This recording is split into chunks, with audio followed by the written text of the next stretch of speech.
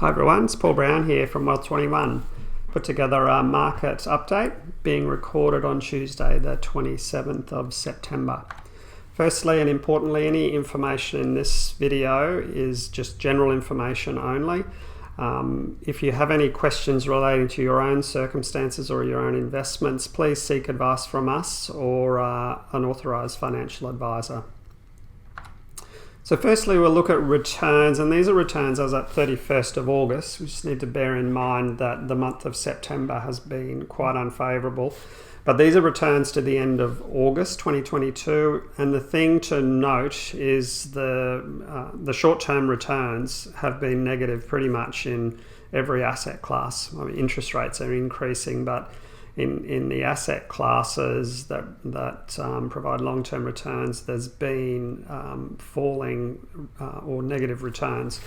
And the really interesting one is the defensive assets, like the bond market has corrected very significantly. The one-year return on bonds is negative 10, negative 11%.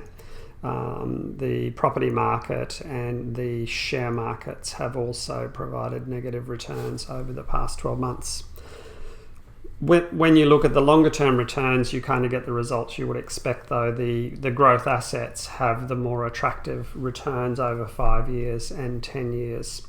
And the growth assets, of course, produce income plus also capital growth over the longer term.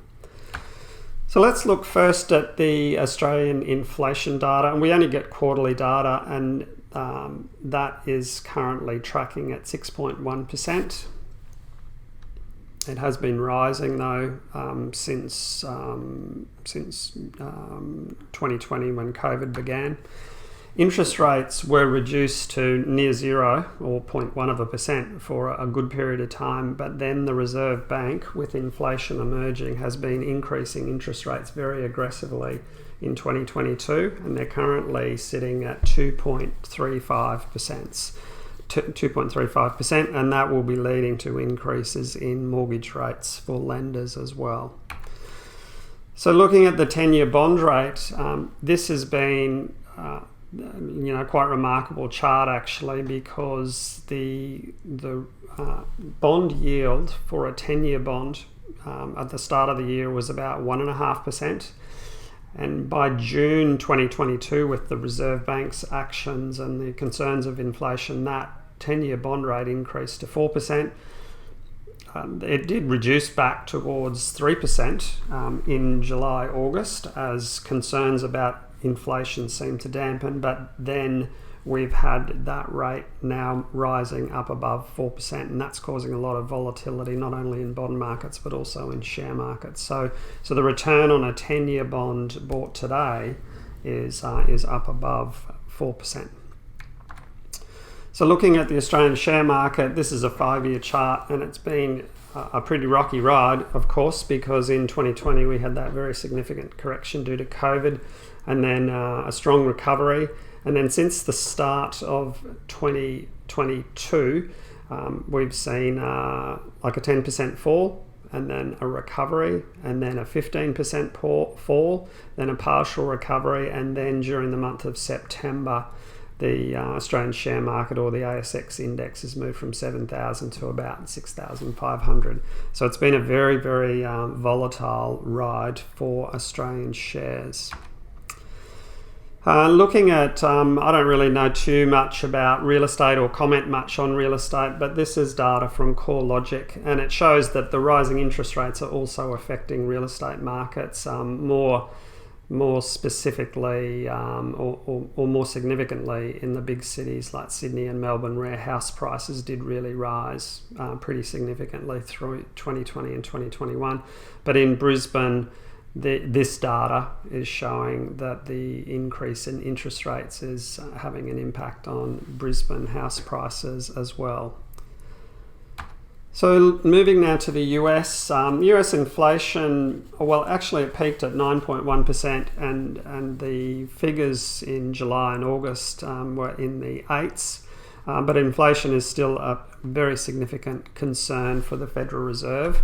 and they have been aggressively increasing interest rates, and the current rate in the US is at 3.25%, and that's the highest level it's been. This is a 10-year chart actually. It's certainly the highest level it's been in the last decade. Looking at the global share market, so this is an index that represents all of the advanced and emerging markets, and again it shows, this is a 5-year chart, it shows that very significant fall due to COVID and then a recovery. And then in 2020, global share markets are down about 26% over 190 trading days.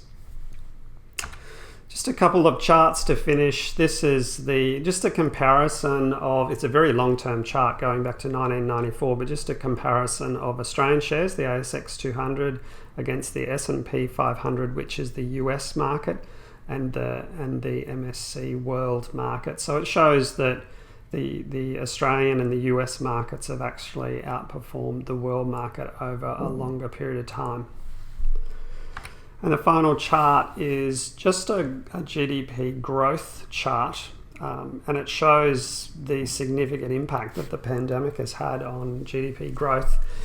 In 2020, or the first half of 2020, we had a significant contraction in growth, and then we had a very strong bounce back, and now 2020 we've seen that slow pretty rapidly as well, and there's a few factors affecting that.